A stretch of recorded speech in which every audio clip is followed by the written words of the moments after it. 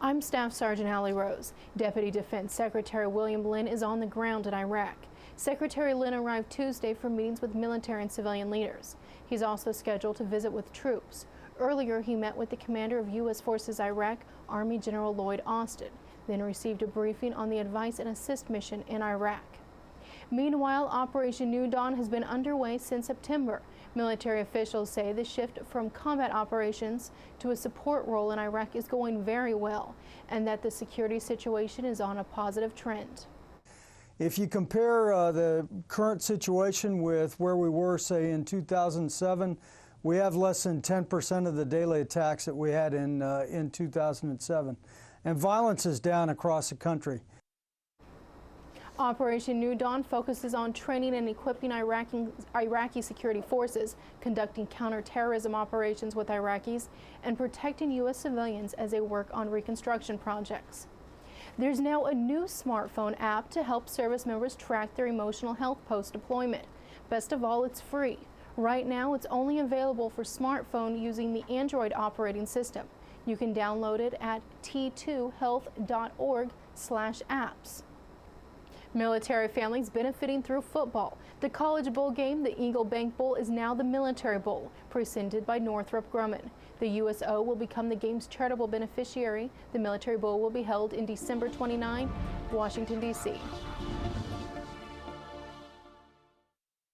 Well, it's the #1 substance abused by service members, and nationally, it's considered a leading cause of preventable death and other health and social problems. Last year, at least 9,500 soldiers were treated for alcohol abuse, and Army experts say 85% of the problems they encounter involve alcohol.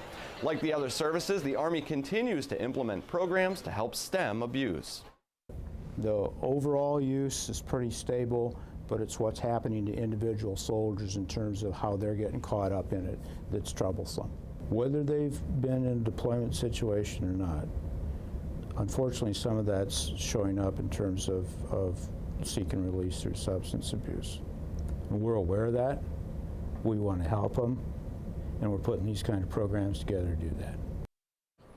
Now, in the Republic of Korea, one such program puts soldiers behind the wheel to show them just how dangerous it is to drive drunk. Corporal Park Ju takes us to Camp Walker for the story. 30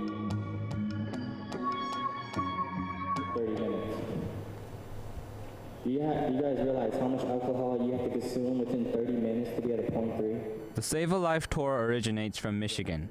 They came all the way to Camp Walker not just to simply lecture about drunk driving, but to provide a hands-on approach for this serious matter. To make this tour a little more realistic, they brought a drunk driving simulator. The simulator is it's about 3 years old. It's kind of state-of-the-art. It allows people to see from a sober perspective what it's like to drive under the influence of alcohol. Red light, dude. Red light, dude. This state-of-the-art simulator puts a split-second delay to the steering wheel, accelerator, and brake, allowing people to experience the feeling of driving under the influence. The main focus that we're here to show them is that tunnel vision is the #1 killer in drinking and driving, because people are so focused about that swerving or not getting pulled over that they begin to black out the rest of the world, like signs, cars, people, buildings, objects, and animals. Yeah, you're right. Go through the red light and slack a pole. And I think it's just totally wrong. My solution is, if you drink, give the keys to somebody else. Don't even think about driving.